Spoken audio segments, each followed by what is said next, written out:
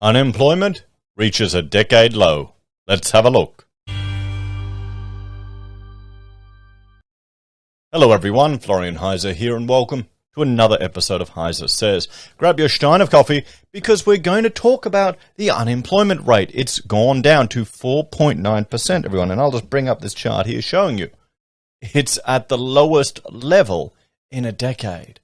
Now we'll also have a look at the Roy Morgan unemployment rate, which is a different approach to it, a different strategy, but it's trending down as well. And I know people are worried about those that only have to work 1 hour a week, and it sounds insane. It's fanciful to any normal people. But, I mean, it's the dream, if you could pull that off. And I mean legitimately working 1 hour a week, not being a civil servant, and being there for a full time, but only working 1 hour a week. I mean, someone who can get away with earning enough of a living, probably from passive income, earning 1 hour a week. And there's only about 11,000 people that do that. That's probably the FIRE movement right there, although I doubt that many people stop working. Cheers to that. So, before we have a look at that, I want to draw your attention to, well, the sponsor for today's video, which I'll just bring this up here, is myself. The Twitch show that we have. We have a HeiseSays Twitch channel where we show our live content on Monday and Friday night. Tonight I'll be discussing what's happened in WA and looking at the poll results. It's a call-in show. Come along and have a look. So, 4.9% unemployment. Let's start by looking at the media release from the Australian Bureau of Statistics to see what they have to say. The seasonally adjusted unemployment rate fell to 4.9% in June 2021, according to the ABS. John Jarvis, head of Labour Statistics at the ABS, said June saw the 8th consecutive monthly fall in the unemployment rate. Now, the government has intervened in the economy. That goes without saying. We can see this just in, I'll bring up the building approval there. There you go. Look at that spike in building approvals, over 12,000, over 15,000. It's tapered off a little bit. And let's look at the end of that chart. You know, it barely touched 10,000 building approvals per month. That was, it was between 10 and 7.5. That was the range. So they've spiked it. That's money being pumped into the economy. Housing is the government's piñata that they hit to stimulate the economy. They don't care about getting people homes. They just want to keep money moving through the economy and people employed. And, well, the price that we've paid for that is, and I'm going to bring up this other chart here, the government debt. State and federally, we're looking at $1.3 trillion, everyone. That's spiked as well. So the price that we're paying here that you can see on this chart for this wonderful building approvals here, which has led to this decline in, well, this sharp crash in unemployment, is it worth it? Yeah, that's what we need to ask ourselves. Is it all worth it? Because in the future, we're going to have to work it off one way or another. So, the unemployment rate fell to 4.9% in June. This was 0.4 percentage points below March 2020 of 5.3%. And the lowest it has been since December 2010. Remember 2010? That's, wow. Before I had any children. The declining unemployment rate continues to coincide with employers reporting high levels of job vacancies and difficulties in finding suitable people for them, Mr. Jarvis said. The number of unemployed people fell by 22,000 in June, down to 679,000. This was around 325,000 below the peak of 1 million unemployed people in July 2020. So, if employers have trouble getting workers, if they're having trouble getting the right people, hopefully that will result in an increase in wages because there's going to be competition for staff. There's going to be competition for people. That should be a good thing. That means the joke I've been showing here, hang on. This chart I've been showing forever, which I need to update, but it's just so funny how often the RBA has gotten it wrong predicting wage growth. It might be, what could be the thing that's happening now that's resulting in this? You don't have people coming over anymore. Immigration has ground to a halt, everyone.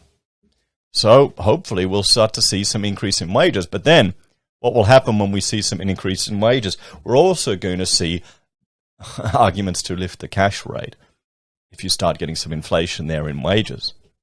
We'll have to see. The youth unemployment rate decreased by 0.5 percentage points to 10.2%, which was 1.4 percentage points below the rate at the start of the pandemic. The last time we saw youth unemployment at a rate of 10.2% was in January 2009. Now, I wonder how much of this youth unemployment or decline in youth unemployment is to do with the government throwing all their money at their, what's the job, not JobKeeper, the job maker scheme, the training program where if you're young, under my age, I think under 35 or something, or under 30, and under 20, employers will get a kickback, like $100 a week, or whatever it is. I haven't looked at it in a while, but I know it's not enough. If you're worried that someone younger is going to get $100 incentive to an employer, if you think that's going to be enough to hire them over you, and you've got a decade more experience than them, you need to look at how you have not managed to increase your skill set by $100 a week in a decade of your life. That's what people really need to look at. That should be a wake-up call to some people. I know it's harsh, and we're all about, not hurting anyone's feelings now or anything, in this glorious future that we're living in. We don't have flying cars, died down the gurgler. People believe anything on social media and we can't hurt feelings. There we go. I need a shot of coffee.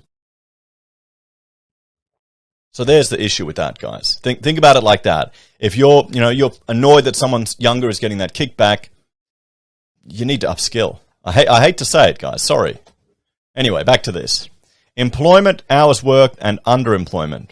The fall in the unemployment rate coincided with a further increase in employment. So that's good. That means people are participating in the workforce. Employment increased by 29,000 people in June, which was below the average increase of 50,000 people we saw over the previous 6 months, Jarvis said. Employment was 1.2 percentage point higher in June than at the start of the pandemic. However, hours worked decreased nationally by 1.8% between May and June, with hours worked falling by 8.4% in Victoria and increasing by 0.5% in the rest of Australia.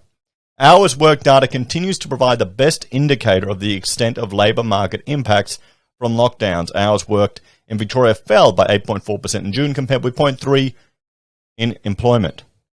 This highlights the extent to which people in Victoria had reduced hours or no work through the lockdown without necessarily losing their jobs. And this is where it's a bit funny, where you've got some people who are still employed according to the metrics, but are not working, not being productive. I mean, there you go. Look at that. Boom, hours worked. The underemployment rate, having fallen in recent months, increased by 0.5 percentage points to 7.9% in June. This mainly reflected the fall in hours worked in Victoria, with the state's underemployment rate increasing by 2.3 percentage points to 10.1.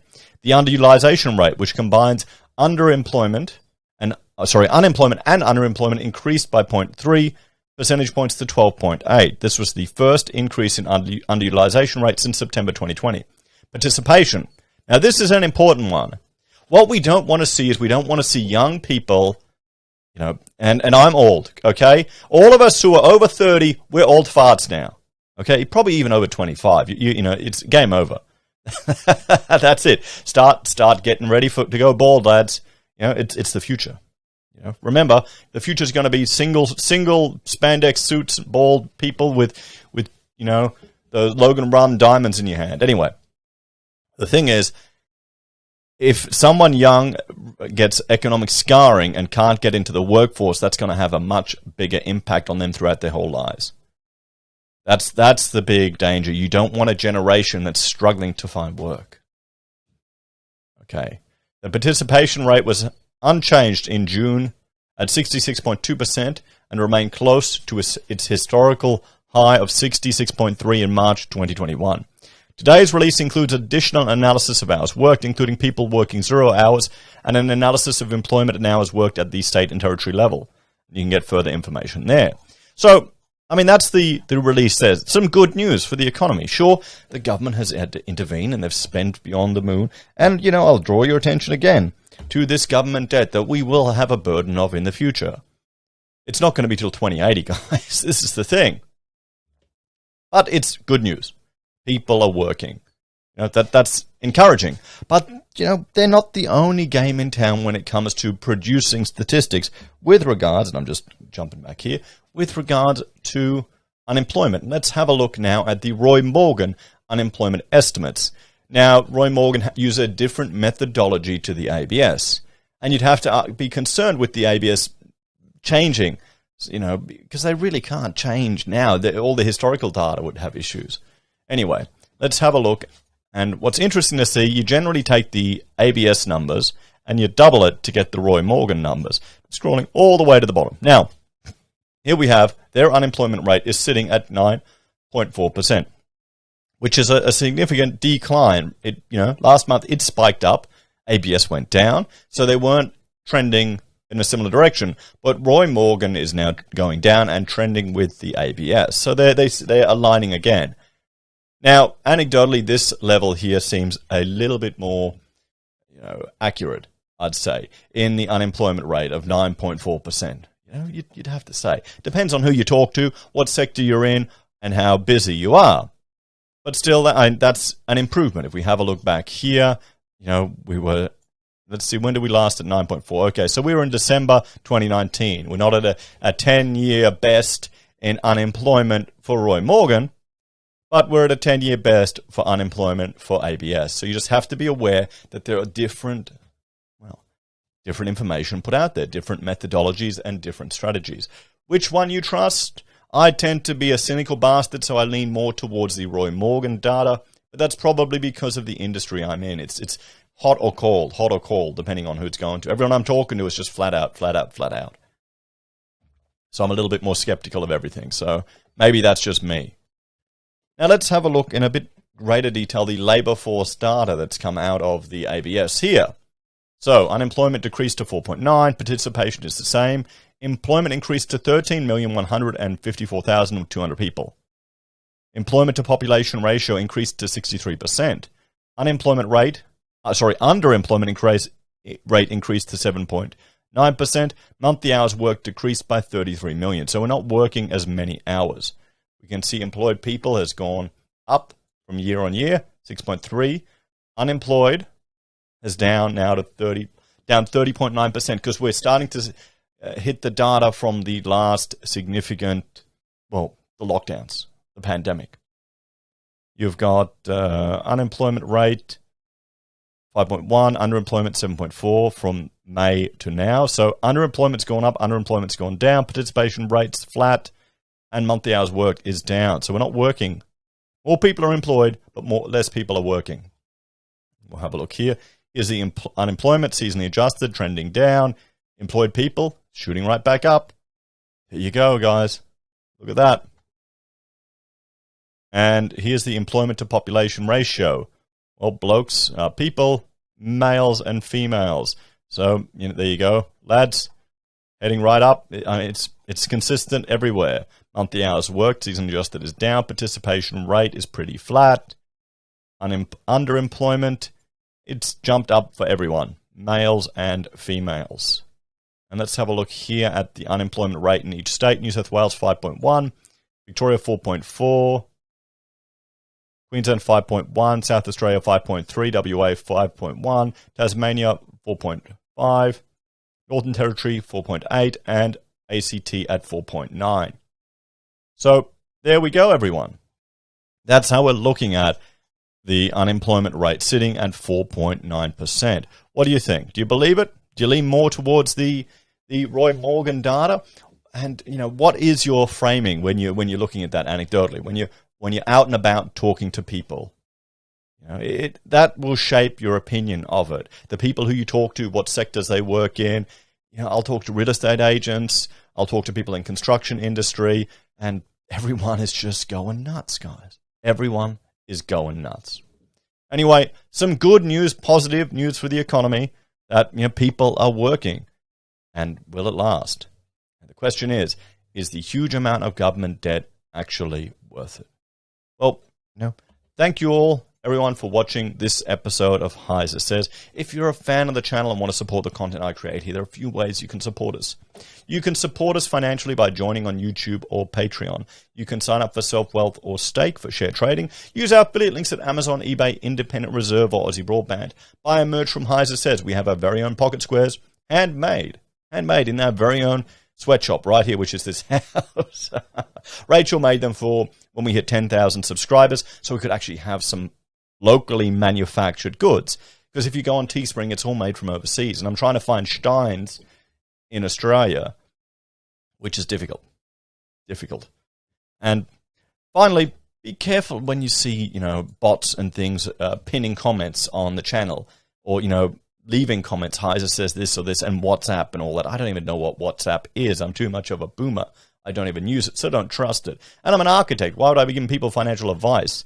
The only thing I tell people to do is to get out of debt and not use credit cards. That's not financial advice. That's just, common bloody sense. At least I thought it was. Maybe it isn't anymore. Anyway, guys, thank you all for watching. Like, share, subscribe to the channel. I'll see you next time. Bye for now.